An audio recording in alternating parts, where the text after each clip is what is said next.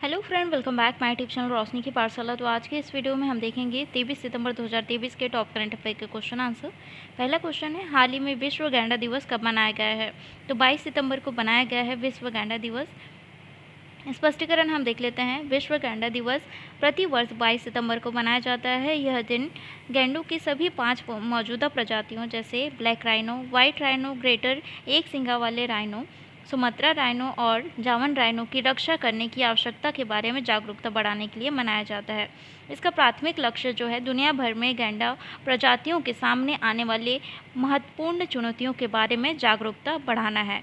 22 सितंबर को विश्व गैंडा दिवस के अवसर पर पर्यावरण, वन एवं जलवायु परिवर्तन विभाग मंत्री तेज प्रताप यादव असम की घटोंगी और बेतिया से रेस्क्यू किए गए प्रिंस नर गैंडा का लोकार्पण करेंगे। 2023 में जो विश्व गैंडा दिवस मनाया गया था उसका थीम जो है ग्रेटर एक सिंगा वाला गैंडा यानी कि ग्रेटर वन ऑर्न्ड राइनो था। मार्च 2022 की 12वीं गैंडा जनगणना के अनुसार भारत में गैंडे की संख्या जो है कितनी है? 2613 थी। नेक्स्ट क्वेश्चन है, हाल ही में सिंधु जल विवाद पर भारत और पाकिस्तान के बीच बैठक कहाँ हुई है? तो वियना में हुई है सिंधु जल विवाद पर भारत और पाकिस्तान के बीच बैठक। स्पष्टीकरण हम देख लेते हैं। भारत ने वियना में एक तटस्थ विशेषज्ञ द्वारा बुलाई गई 2 दिवसीय बैठक में भाग लिया।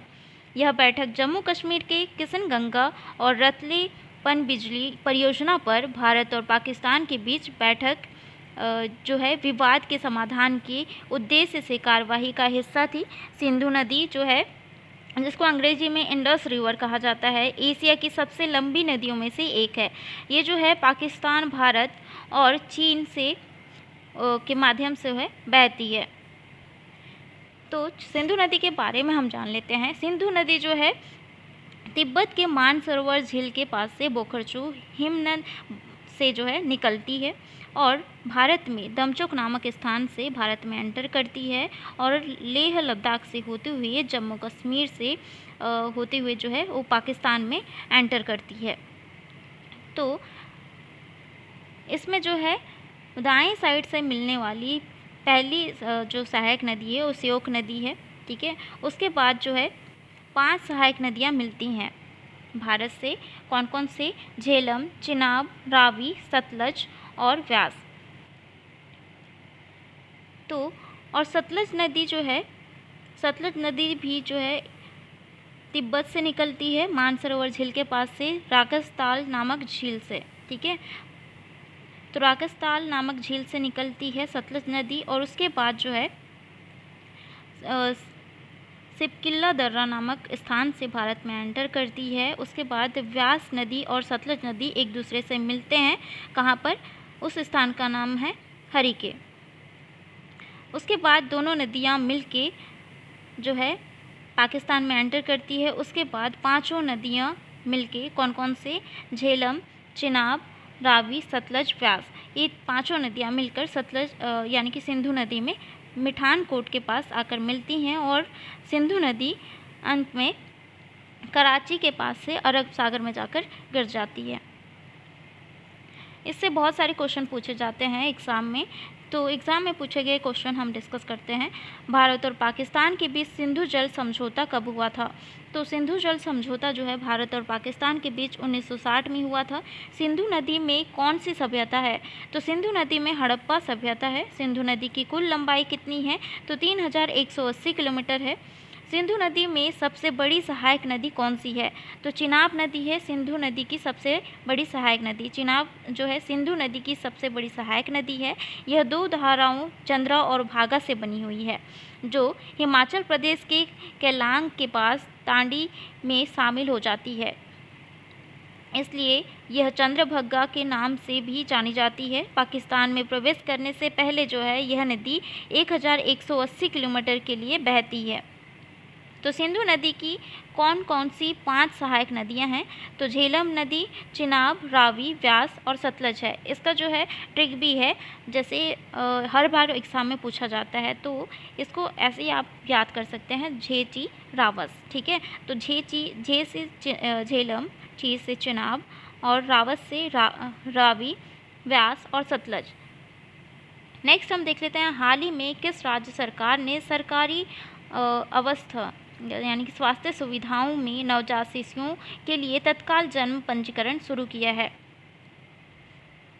तो उत्तर प्रदेश राज्य सरकार ने शुरू किया है स्वास्थ्य सुविधाओं में जो है नवजात शिशुओं के लिए तत्काल जन्म पंजीकरण। स्पष्टीकरण हम देख लेते हैं। उत्तर प्रदेश में एक नई सुविधा शुरू की गई है जिसमें जन्म लेने वाले नवजात शिशुओं को तत्काल जन्म पंजीकरण प्रमाण पत्र जो है दिया जाएगा। माता पिता को अब अपने शिशुओं के लिए जो है जन्म प्रमाण पत्र के लिए जो है किसी भी ऑफिस का जो है चक्कर लगाना नहीं पड़ेगा। राज्य सरकार ने इसके लिए डिजिटल तकनीक का उपयोग किया गया है। हाल ही में किस देश ने भारत में अपना राजनयिक मशीनों में जो है राजनयिकों की संख्या कम करने की घोषणा की है? तो कनाडा ने की है। स्पष्टीकरण हम देख लेते हैं। हाल ही में कनाडा सरकार ने कनाडा की भूमि पर एक प्रमुख सिख नेता हरदीप सिंह निज्जर की हत्या के बाद जो है भारत की भूमियों होने का जो आरोप लगाते हुए एक वरिष्ठ भारतीय राजनीतिज्ञ को देश से निष्कासित कर दिया। जवाबी प्रतिक्रिया में भारत ने जो है एक बयान जारी कर मामले में किसी भी संलग्नता से जो है इनकार किया और इसने भी जो है एक वरिष्ठ कनाडाई राजनीतिज्ञ को निष्कासित कर दिया। तो राजनीतिक संबंध में जो हम देख लेते हैं, भारत ने कनाडा के साथ अपनी स्वतंत्रता के बाद वर्ष 1947 में लोकतंत्र के साथ संबंध स्थापित किए थे। भारत और कनाडा के बीच लोकतंत्र जो है शासन और बहुसंख्यावाद जैसे साझा सिद्धांतों पर आधारित लघु उद्योग संबंध चला रहा है।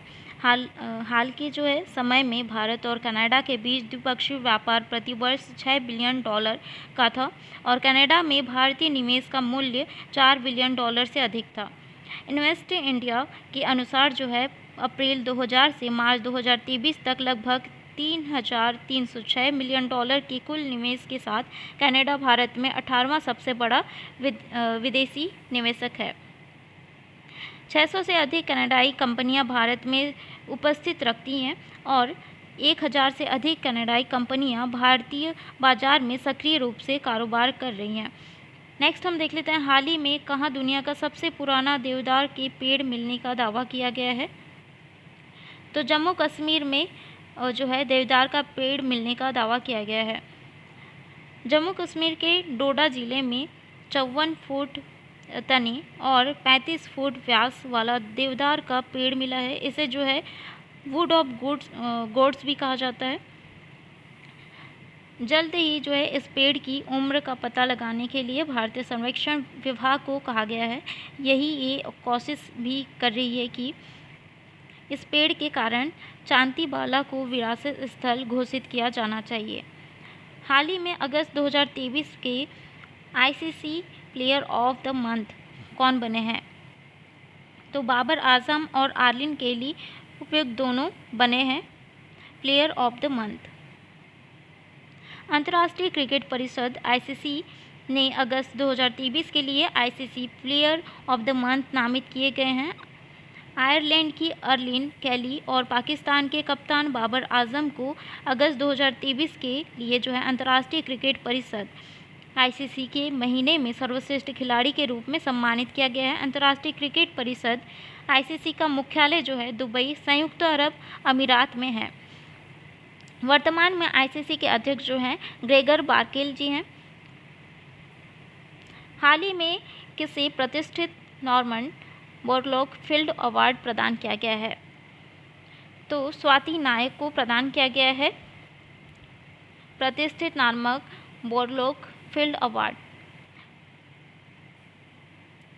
स्वाति नायक वर्तमान में एक वैज्ञानिक के रूप में कार्य करती हैं और फिलीपींस में स्थित CGIAR अंतर्राष्ट्रीय चावल अनुसंधान संस्थान में जो है बीज प्रणाली और उत्पाद प्रबंधन के लिए दक्षिण एशिया के नेतृत्व का पद रखती हैं। चावल की खेती में क्रांति लाने के लिए उनके समर्पण और प्रतिबद्धता ने उन्हें विश्व खाद्य पुरस्कार चयन जो है प्रतिष्ठित प्रशंसा से उन्हें अर्जित की है। उन्होंने 500 से अधिक चावल की किस्मों के लिए 10,000 से अधिक ऑन फॉर्म और तुलनात्मक परीक्षण और भागीदारी मूल्यांकन का आयोजन किया है। हाल ही में प्रधानमंत्री मोदी कहाँ अंतर्राष्ट्रीय वकील सम्मेलन का 2023 का उद्घाटन करेंगे? तो नई दिल्ली में करने वाले हैं। प्रधानमंत्री नरेंद्र मोदी शनिवार को राजधानी दिल्ली में स्थित विज्ञान भवन में अंतर्राष्ट्रीय अधिवक्ता सम्मेलन 2023 का उद्घाटन करेंगे। यह आयोजन 23 से 24 सितंबर 2023 में होगा। उद्देश्य क्या है? सम्मेलन का उद्देश्य विभिन्न कानूनी विषयों पर सार्थक संवाद और चर्चा के लिए एक मंच प्रदान करना है। इस अवसर पर राष्ट्रीय और अंतर्राष्ट्रीय महत्व के स्मारकों पर विचार और विचार एसोसिएशन का शामिल होना है। इसके अलावा कानूनी विषयों पर अंतर्राष्ट्रीय सहयोग और समझ को मजबूत किया जाएगा। देश में पहली बार आयोजित हो रही इस सम्मेलन में उभरते हुए कानूनी रुझान, सीमा पार के अनुपात कानूनी तकनीकें, पर्यावरण कानून और आदि विषय पर चर्चा होगी। तो अंतर्राष्ट्रीय अधिवक्ता सम्मेलन 2023 में ये पहली बार आयोजित किया जा रहा है। हाल ही में अडानी ग्रुप को किस राज्य में स्मार्ट मीटर लगाने का ठेका मिला है? तो महाराष्ट्र राज्य में स्मार्ट मीटर लगाने का ठेका मिला है। स्पष्टीकरण हम देख लेते हैं। गौतम अडानी समूह को महाराष्ट्र में स्मार्ट मीटर लगाने का ठेका मिला है।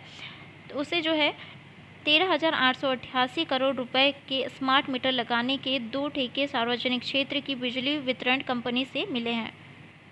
हाल ही में अमेरिका ने किस देश के लिए नए सुरक्षा सहायता की घोषणा की है? तो यूक्रेन के लिए नए सुरक्षा सहायता की घोषणा की है अमेरिका ने।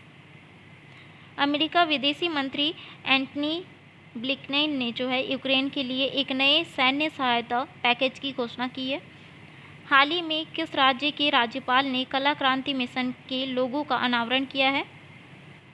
तो पश्चिम बंगाल के राज्यपाल ने कला क्रांति मिशन के लोगो का अनावरण किया है। हाल ही में भारत और किस देश के बीच संयुक्त सैन्य अभ्यास युद्ध अभ्यास 2023 आयोजित किया जाएगा? तो अमेरिका के साथ और भारत के बीच संयुक्त सैन्य अभ्यास यानी कि युद्ध अभ्यास 2023 आयोजित किया जाएगा। हाल ही में किसे प्रतिष्ठित एकलव्य पुरस्कार से सम्मानित किया गया है? तो पलक शर्मा को एकलव्य पुरस्कार से सम्मानित किया गया है।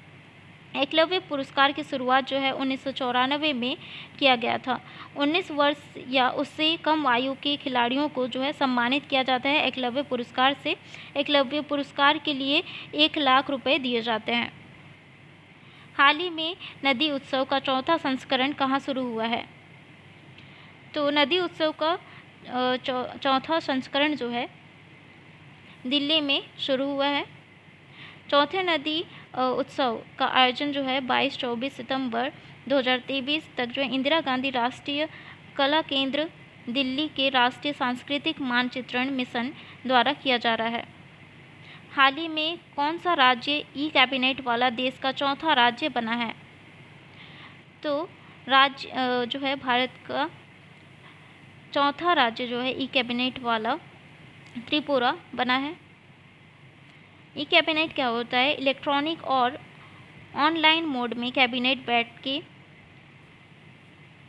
बैठक आयोजित करने के लिए राज्य सरकारों के लिए ई कैबिनेट एक शक्तिशाली सॉफ्टवेयर पोर्टल है। देश के किस बैंक ने इंफ्रास्ट्रक्चर बॉन्ड के माध्यम से 10,000 करोड़ रुपए जुटाए हैं? एक मिनट, हाँ, तो SBI बैंक ने 10,000 करोड़ रुपए जुटाए हैं। स्पष्टीकरण हम देख लेते हैं। भारत के सबसे बड़े वाणिज्यिक बैंक भारतीय स्टेट बैंक यानी कि SBI ने अपने 4थे इंफ्रास्ट्रक्चर बॉन्ड के जरिए से हाल ही में 7.49% ब्याज पर 10,000 करोड़ रुपए जुटाए हैं। तेलंगाना में से किसे SC/ST आयोग ने नए अध्यक्ष नियुक्त किया है?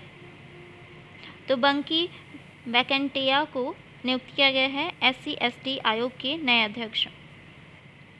तेलंगाना के मुख्यमंत्री के चंद्रशेखर राव यानी कि KCR ने जो है बंकी वैकेंटिया यानी कि SC माला मैडक को जो है राज्य अनुसूचित जाति और अनुसूचित जनजाति आयोग के अध्यक्ष के रूप में नियुक्त किया गया है। नेक्स्ट क्वेश्चन है, मल्टीप्लेक्स एसोसिएशन ऑफ इंडिया ने इस वर्ष किस तारीख को नेशनल सिनेमा डे मनाने की घोषणा की है? तो 13 अक्टूबर को नेशनल सिनेमा डे बनाने की घोषणा की है। इस वर्ष मल्टीप्लेक्स एसोसिएशन ऑफ इंडिया ने 13 अक्टूबर 2023 को नेशनल सिनेमा डे के दिन जो है तौर पर मनाने की घोषणा की है। हाल ही में किसने गुजरात कॉनेक्स 2023 का उद्घाटन किया है? तो भूपेंद्र पटेल ने किया है। गुजरात के मुख्यमंत्री भूपेंद्र पटेल ने हाल ही में गांधीनगर में गुजरात कॉन्ट्रैक्टर्स एसोसिएशन द्वारा आयोजित गुजरात कॉनेक्स 2023 का उद्घाटन किया। तो ये था आज का इम्पॉर्टेंट करंट अफेयर के क्वेश्चन आंसर। ऐसे ही डेली करंट अफेयर के क्वेश्चन आंसर देखने के लिए मेरे चैनल को सब्सक्राइब करें और बेल आइकन को प्रेस कीजिए ताकि आने वाली वीडियो का नोटिफिकेशन आपको मिले। वीडियो पसंद आया हो तो लाइक जरूर करिएगा और अपने दोस्तों में जरूर शेयर करिएगा। मिलते हैं नेक्स्ट वीडियो में इंपॉर्टेंट जी के क्वेश्चन के साथ।